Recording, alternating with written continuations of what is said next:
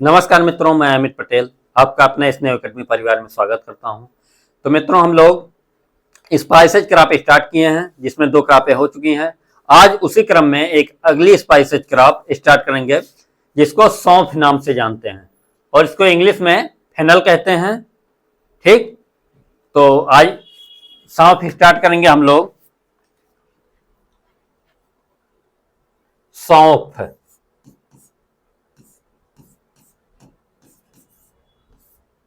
इसको किस नाम से जाना जाता है? फेनल।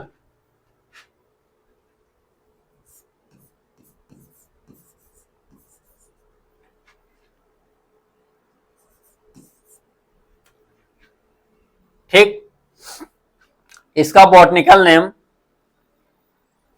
नेम की बात करते हैं तो फोनिकुलम वल्गेर होता है बॉटनिकल नेम।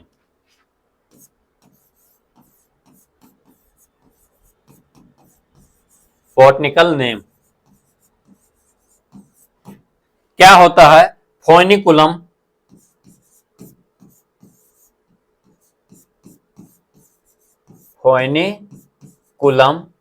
वल्गेयर। ठीक, इसकी भी फैमिली क्या होती है? अम्बेलिफेरी फैमिली अम्बेलिफेरी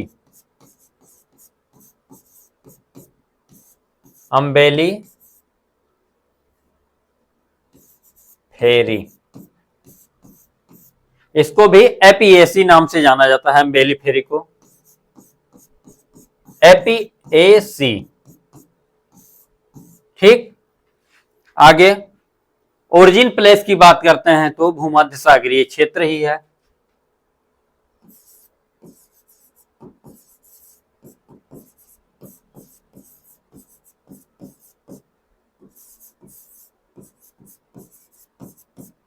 भूमध्य सागरीय क्षेत्र।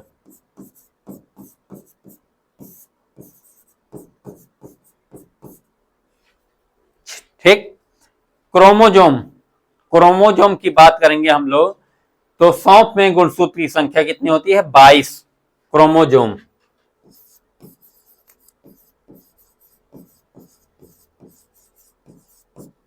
क्रोमोजोम 2n बराबर 22 होता है। ठीक, सौंफ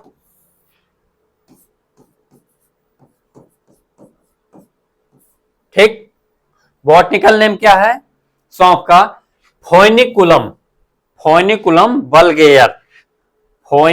वल्गेयर इसका बॉटनिकल नेम होता है। फैमिली क्या होती है? अम्बेलिफेरी, जिसको एपिएसी के नाम से भी जाना जाता है। ओरिजिन प्लेस क्या होता है? भूमध्य सागरीय क्षेत्र है। गुणसूत्र की संख्या कितनी होती है? 2n बराबर 22 होती है। ठीक,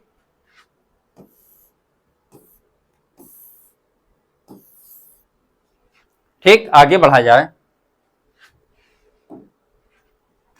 पुष्पक्रम, इसमें भी पुष्पक्रम अम्बेल होता है और फल का प्रकार सीजोकार्प होता है। पुष्पक्रम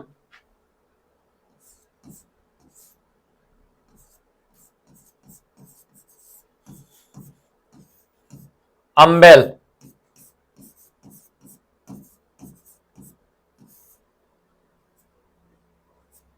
पुष्पक्रम अम्बेल है।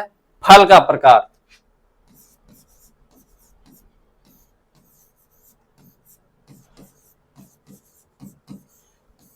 देखिए, जितने स्पाइसेज क्रॉप हैं ये पुष्पक्रम लगभग इन तीनों में मेनली 4 ही हैं सीड स्पाइसेज। तो ये तीनों में अम्बेल और सीजोकार्प होता है। और ये ध्यान रखिएगा, परीक्षा में पूछा भी जाता है कि जैसे पूछ लिया गया धनिया का पुष्पक्रम क्या कहलाता है या फल का प्रकार क्या होता है, तो याद रखिएगा फल का प्रकार क्या है? सीजोकार्प।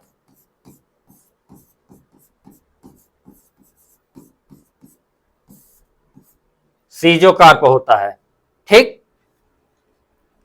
और देखिए इसमें इंपॉर्टेंट है वाष्पशील तेल की मात्रा। सौंफ में वाष्पशील तेल की मात्रा तो कितना होता है? 0.7 से लेके 1.2 तक वाष्पशील तेल जो होता है सौंफ में 0.7 से 1.2 तक होता है।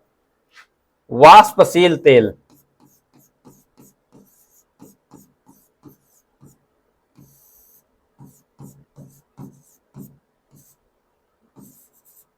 की मात्रा कितना होती है? 0.7 से लेकर 1.2%, 1.2% होती है। और इसमें पॉलिनेशन कैसा होता है? इसमें भी पॉलिनेशन मधुमक्खियों द्वारा होता है, पर परागण होता है। परागण की बात करते हैं।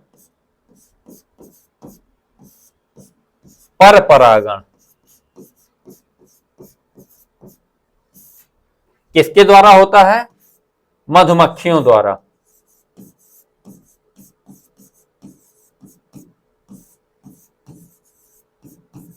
मधुमक्खी द्वारा होता है। ठीक, आगे सौंफ में जो महक आती है किस कारण आती है? एथिनॉल के कारण आती है। महक जो होती है एथिनॉल के कारण होती है। सौंफ में महक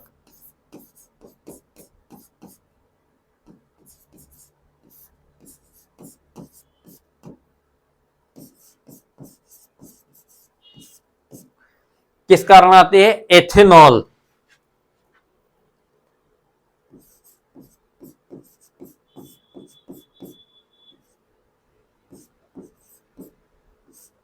एथिनॉल के कारण होती है। आगे महक तो हो गया। कड़ुआपन, कड़ुआपन किस कारण आता है? बिटरनेस जो होता है फ्रैंकॉन के कारण। फ्रैंकॉन, महक तो एथिनॉल और कड़ुआपन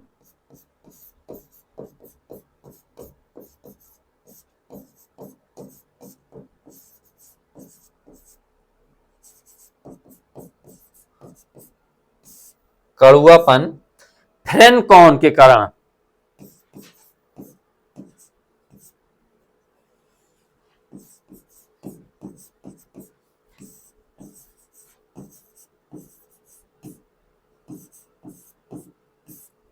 फ्रैंकॉन के कारण आती है। महक जो होता है एथिनॉल के कारण और कड़ुआपन फ्रैंकॉन के कारण। किसमें वैरायटी की बात करते हैं हम लोग? किसमें? पहला तो है सिलेक्शन 16।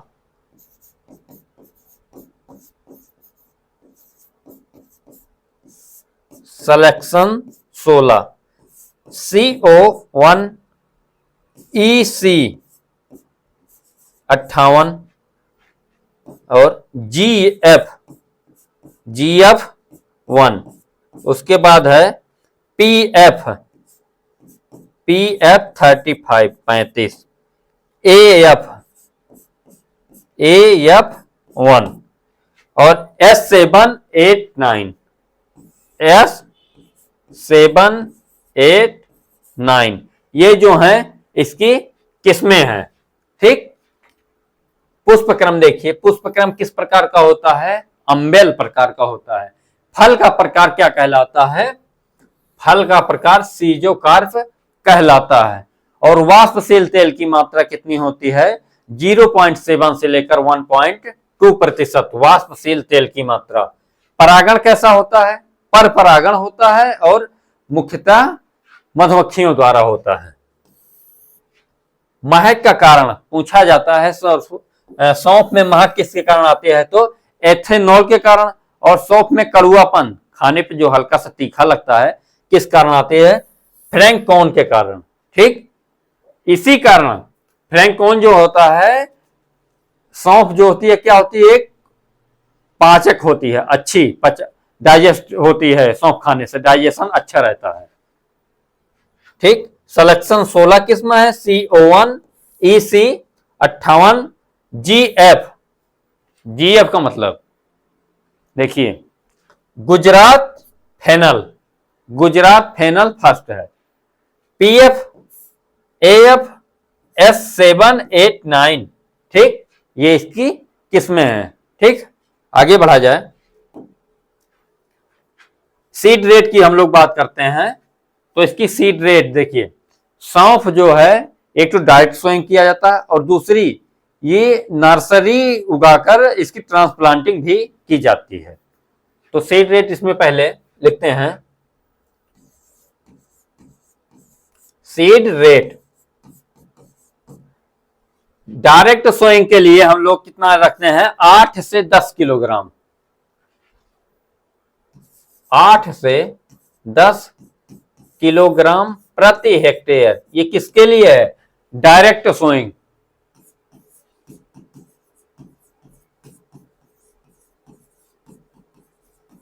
ये डायरेक्ट सोइंग के लिए है।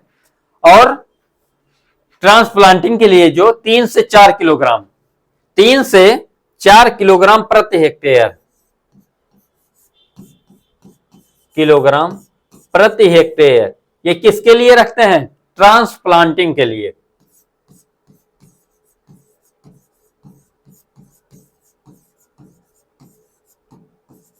ट्रांसप्लांटिंग के लिए कितना रखते हैं, 3 से 4 किलोग्राम प्रति हेक्टेयर। और देखिए नर्सरी कितने दिन में तैयार हो जाती है, तो लगभग 55 से 60 दिन में इसकी नर्सरी तैयार हो जाती है सौंफ की। नर्सरी लगभग, देखिए नर्सरी लगभग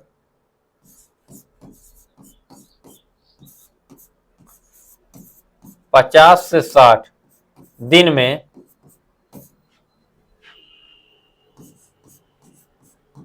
तैयार हो जाती है।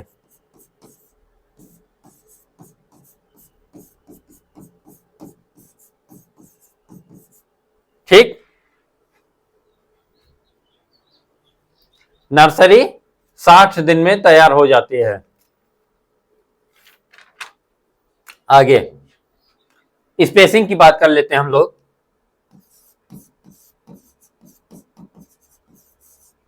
स्पेसिंग कितना रखते हैं, देखिए सौंफ में स्पेसिंग अधिक रखते हैं, तो 45 से 60 इंटू 20 से 25 सेंटीमीटर इसकी स्पेसिंग रखते हैं।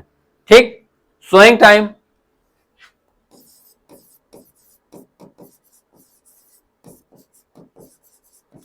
सोइंग टाइम जो रखते हैं नर्सरी के लिए रखते हैं हम लोग अगस्त से सितंबर, अगस्त से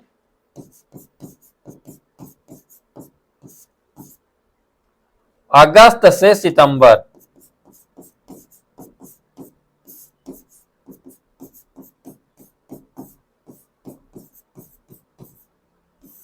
अगस्त से सितंबर रखते हैं। देखिए और एक पॉइंट है, ये जो नर्सरी है इसके लिए कितनी क्षेत्र की आवश्यकता होती है, तो 100 वर्ग मीटर क्षेत्र की आवश्यकता होती है नर्सरी के लिए,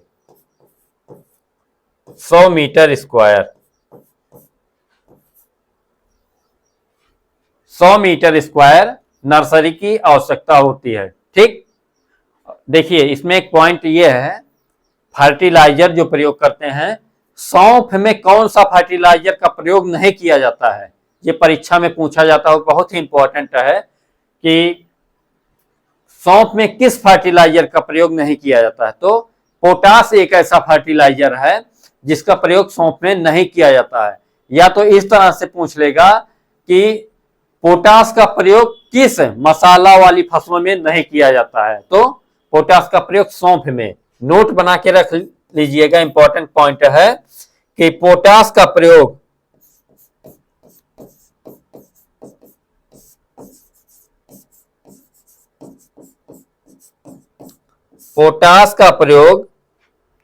सौंफ में नहीं किया जाता है।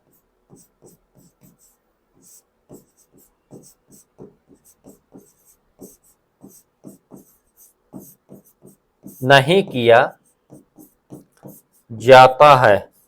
ठीक, और नाइट्रोजन 80 किलोग्राम आवश्यक होती है, फास्फोरस की 40 किलोग्राम।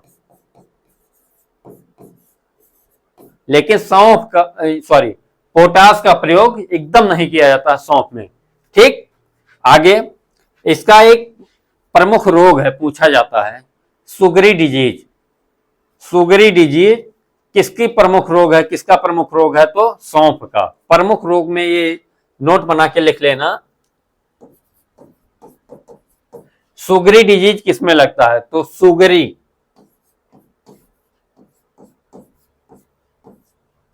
ठीक, सुगरी डिजीज इसको कहते हैं और इसको गमोसिस के नाम से भी जाना जाता है। तो सुगरी रोग, सुगरी रोग सौंफ का प्रमुख रोग है।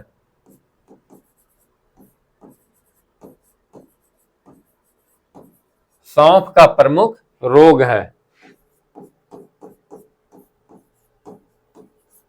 सुगरी रोग जो है सौंफ का प्रमुख रोग है। और ये किस कारण होता है? ये मुख्यतः कैल्शियम की कमी से होता है।